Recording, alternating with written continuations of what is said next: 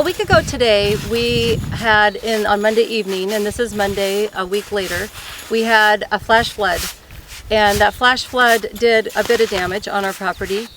And initially we were anticipating that the damage as far as our lavender was around 15%. Then as we worked on the cleanup process, then we realized, oh, you know, maybe it's about 10%. And then the day came when I did an actual count of the plants and we were down to 2% damage, which that can happen without a flash flood.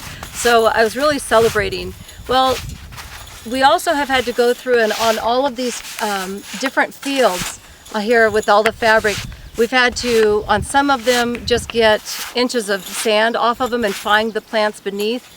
Others, we've had to redo the fabric as we're doing here in the field right over in front of me. Some of them, it's just been a cleaning process. It's been a lot of different things for each area that I have in this field, each section. And today we're on the last section, and it's a week later. And it's, to me, pretty exciting because the row that you're looking at in front of you, we are just putting it back in place. And what was amazing to me is that we counted a lot of these as dead because they were buried in sand like this.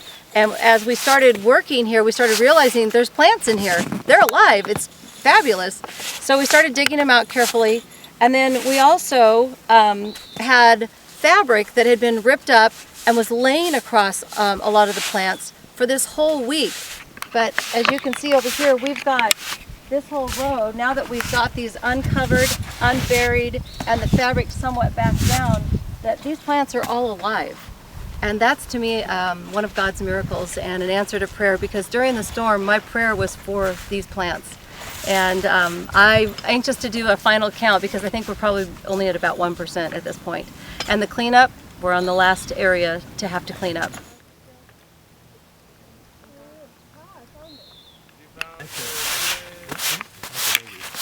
Are you sure? Well, the leg was hanging down. I thought it was a tail. Maybe it's just a big bundle of lavender. I thought it was This morning when we came out to this field, we had counted all of these plants in here as dead. And then I discovered that the fabric was just out of alignment because it had been pushed down by the water. And look at all the babies underneath here. And they are still alive. And it's been a week today. Where are they? Over here. Oh, here we go. Yep. And if we move the sand here, you'll see another one right here.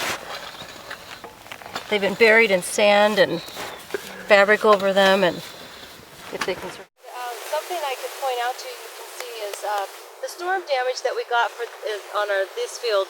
As you can see, some broken stems here and in different places. That's where the hail really did some breaking of stems and that kind of thing.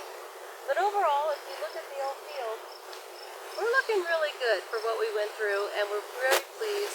This is my mature one. This is the Pacific Blue. And just showing that things are doing well at this point.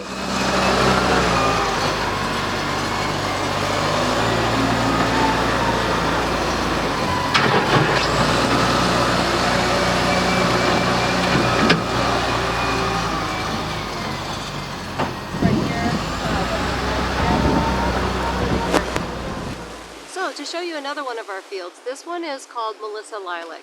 And it is one of my very favorites. It's kind of what I consider my signature variety of lavender. It creates a very lovely essential oil.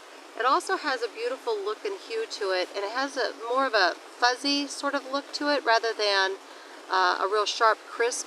The leaves are broader, and I like the structure of the plant as well as everything else about it. So I hope that someday you can come out and enjoy experiencing my Melissa Lilac variety.